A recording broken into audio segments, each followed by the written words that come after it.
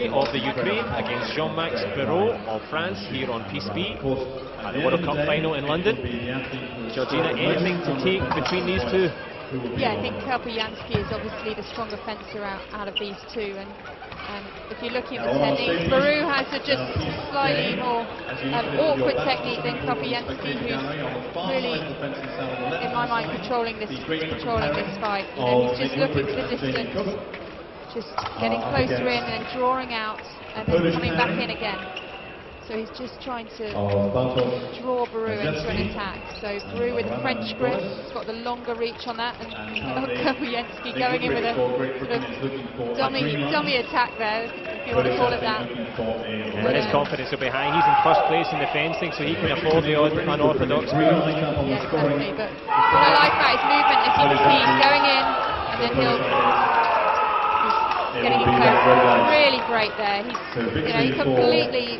Perrault just didn't know what was going on there. He went down with a knocked arm and then, moving his blade. Perrault didn't know what was going on, and then a fantastic hit straight to his shoulder.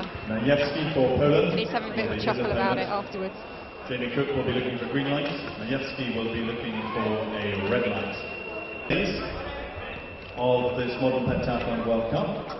Kurpelyansky, Dmitry Kurpelyansky there of the Ukraine against Holst of France there, double hit. Kurpelyansky thought he had it there. I mean, Holst came in with a really sort of, I don't know, it was just, I think he just thought, well, what the hell, I'm just going to give it a go, and came in, almost took Kurpelyansky by surprise, but he's so quick, and these more experienced fencers, they're not thinking about what they're doing, it's happening automatically, they're not thinking, now I'm going to step back, now I'm going to step forward, it's just completely automatic. And so I think he was caught a little bit off guard, but double hit, so they're back on now.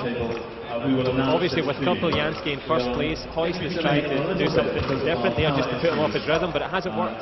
Yeah, I think there's probably a conversation beforehand, and he said, I'm just going to give it a go within the first 5 seconds. But they're now we will be a little bit delayed as we go from the tennis to the swim. Just a little bit of a lull in the action here, just sensing each other, and then Kurpelyansky again, so he's drawing Holst in, and then he's stepping back again, but he's doing it just so effectively today. Looks so relaxed, intentionally moving back, drawing them in, and then putting the pressure on again. Yeah, exactly.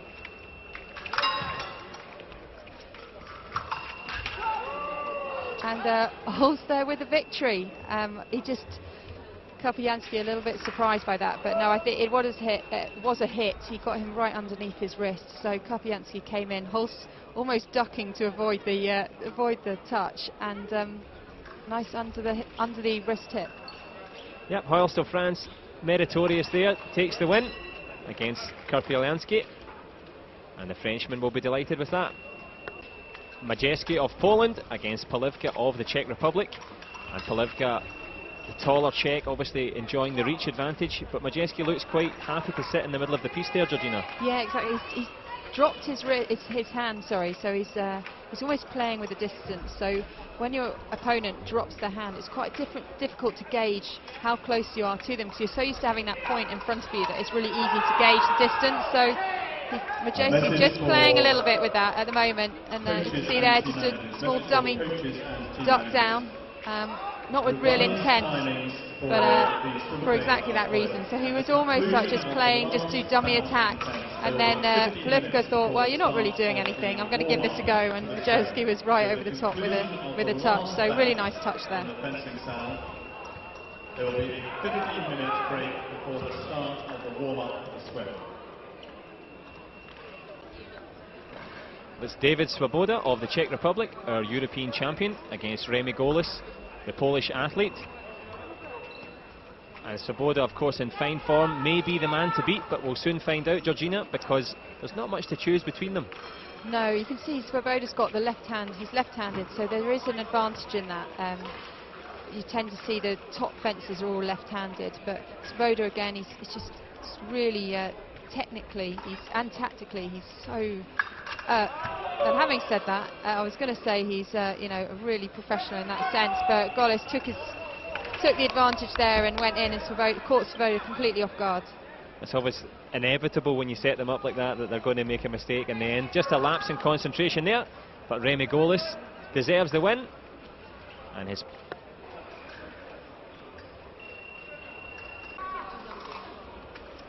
Polivka of the Czech Republic against Remy Gaulis, the Pole, with the unusual style that we noted previously. And let's see what he does from here, Georgina. Yeah, so this is their last bout of the competition, so you've got to keep your concentration right to the end. And I always used to find those last few bouts when it's like the home run, you've just got to keep your concentration because every touch is so valuable. So Polivka just very steadily, just waiting. Gaulis more active on the piece.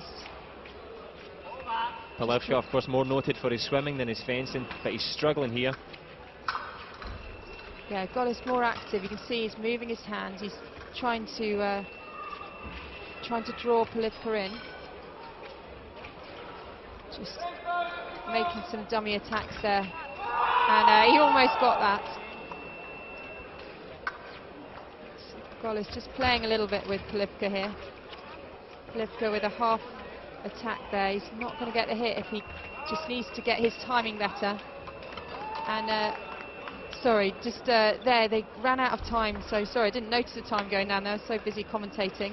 So they have 1 minute to score the hit, and they completely ran out of time, went down to 0, which means they both get a defeat, so neither of them get any points in that. So I think they'll both be disappointed in that, because no one really made an attempt towards the end with 5 seconds to go. Usually you see one of them taking the initiative, but both walking away with no points there. Poland's Majewski against Swoboda's of the Czech Republic. Swoboda looking much more confident here, Georgina, much more calm. He's 7-1 up in the head-to-heads. You can see why. Yeah, he's 7-1 up, but he hasn't had a great day today, so I think he's just... some days you have to work at it more than others, and I think he's had to work at it today. But Majewski, equally, he's a talented fencer, this guy, so you can see he's just... And there again, Swoboda just came in with a weak attack. He just doesn't have the spring in his step today, and I think he'll be disappointed with that. But Majewski, equally a nice touch there. Yep, Swoboda in 14th place here at the fencing, unaccustomed to that. Another defeat, and it's Majewski who concludes the fencing element here at the World Cup Finals in London. And we will move very shortly on to the swimming. We will bring all of the best of the action. And thank you very much for your time and attention.